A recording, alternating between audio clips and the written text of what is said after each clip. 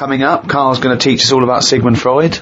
No, we're not doing that. Well, no, Yes, we are, because last week we promised people that you'd research Sigmund Freud. Yeah, but I had a look, but I didn't find him that interesting, so... But that's not... But this is what I mean, this is what we were talking about. You say you wish you could go back and learn stuff in school because you didn't. You want knowledge. You always say about you want to learn something a day. I want to learn something interesting every day. Yeah, but you've got that... I had a look at the website. It just... SigmundFreud.com. Yeah, he started that, I just had a look. I just did a search on, like, famous quotes from philosophers. Quotes. Brilliant. That'll get you everything you need, a quote. I don't need to know his history. That sums up a man's life work, a quote. No, but that's what you're remembered for, isn't it? Churchill will go on the beaches and all that. Sigmund didn't really have any sort of... Catchphrases is what you mean. Yeah, things that you hear. Yeah, sound bites. Yeah. He wasn't good with the press. Brilliant. So you haven't bothered to learn about it? You didn't even pick up a book? I wouldn't know where to start. Do you feel like you're thinking in your head? Sometimes, like then I was. But I don't know if I am, because it's got a mind of its own, hasn't it? I did look at some of the things that he'd said, and the one... Do it now. What have you learned about Freud? Okay, here we go. This is Carl Educates Ricky and Steve. Number 1, Sigmund Freud. Carl, tell us what you learned about Sigmund Freud. Right. All I remember was that he said a baby... You look at a little baby having some milk from its mum's breast, right? It looks well happy.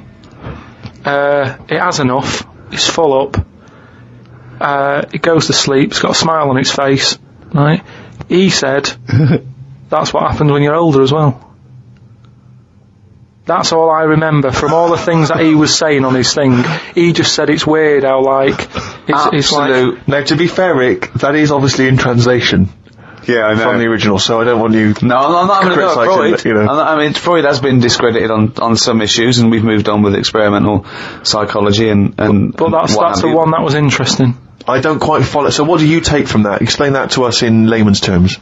I don't know. Well, that's pointless. Without application, knowledge is pointless. But it's not knowledge, is it? He's just saying drink milk all your life. It's good for you. No, he's not saying drink milk all your life. What is this? Is this an advert he's doing now? He also came up with go to work on an egg. Yeah, oh, Christ almighty. But like I said, I wasn't that impressed by his work. So... Unbelievable. Carl is allowed to vote. I know, He's allowed to cast a vote in this country. It doesn't make sense. Yeah, I wish I hadn't. I've only done it once, and look what happened. I got called up for jury duty.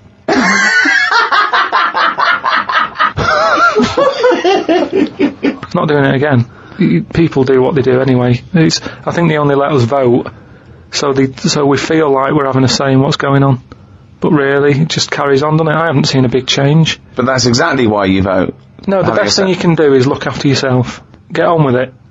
Brilliant. Okay, well, I hope that's a quote. I hope someone out there who's, maybe making a dictionary of quotes or an encyclopedia, and they've finished with Freud, they've done Pavlov, he hit a dog on the head with a stick. Next, Carl Pilkington. Carl Pilkington, what do you say about the world? Just get on with it.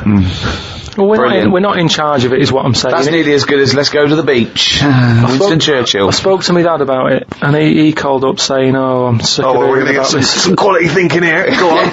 Go on. No, he was saying about global warming and that. Yeah. He was saying he's sick of hearing about it. Right.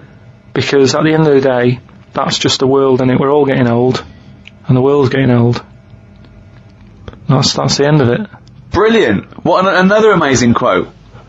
Well, it is. What we're trying to do. This is what I'm saying about we don't like people to get old. We're always saying, we can change that face, we can lift your chin up, we can put a wig on you. And why are you so annoyed about people wanting to live a little bit longer? Because enough's enough, is what I'm saying. The world's the same, it's just getting old, and, it used to have more green on it, but now it's gone a bit bald, so it hasn't got as much green, it's got more soil. Treat the world like a head. That's an amazing quote. Treat the world like a head. You've actually come up with one there. I thought of another phrase. You could just sitting here talking to you, flogging a dead horse. Yeah. What do you think that means? Flogging a dead horse.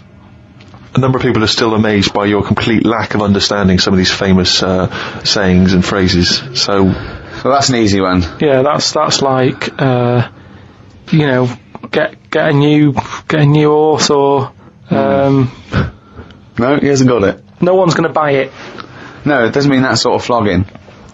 when you're hitting it. Yeah. Right. So what's the point in hitting it? So It's dead anyway, so don't bother hitting it. It's absolutely not feeling pointless. It's a it just means it's a waste of time.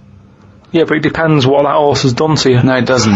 No, it does. It's that thing, innit, of like, if a bear attacked you and you managed to hit it on the head and it went down, you'd go and you'd be annoyed. You'd still have built-up aggression. You'd give it an extra clout.